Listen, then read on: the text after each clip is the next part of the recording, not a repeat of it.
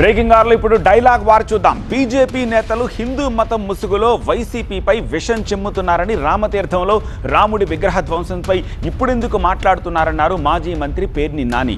ఆ వ్యాఖ్యలకు AP BJP chief Madhav counter ఇచ్చారు. హిందూ మతం ముసుగులో విషం చిమ్మేటువంటి కార్యక్రమాన్ని భుజానికి ఎత్తుకున్నారు.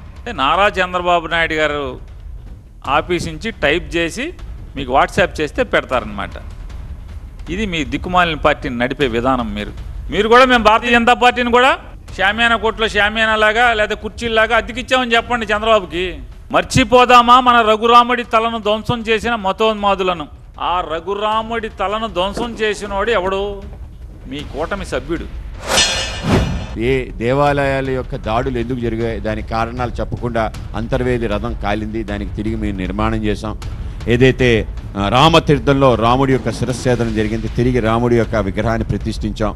అంతర్వేదిలో మన పిఠాపురం సంబంధించిన ఏవైతే దేవాలయపై దాడులు చేశాయో దాంట్లో పిచ్చివాళ్ళ నేపథ్యం చేసి వాళ్ళు అరెస్ట్ చేశామని చెప్పారు. ఇవాళ ఇంత బాధ్యతారహితంగా వైసీపీ వ్యవహరిస్తున్న తీరు, రాష్ట్రంలో జరిగిన ఏ దేవాలయానికి సంబంధించి దాడి ఎవరు చేస్తారో చెప్పకుండా, ఎటువంటి విచారణ చేయకుండా దాన్ని ఆ విధంగా వదిలేయటం జరిగింది. ఇవాళ కూటమి ఆధ్వర్యంలో తప్పనిసరిగా ఈ యొక్క టెంపుల్స్ అన్నింటినీ విజిట్ చేసి ఎవరైతే దీనికి సంబంధించిన వాళ్ళకి శిక్ష పడే విధంగా కూడా తప్పనిసరిగా ప్రయత్నం చేస్తాం.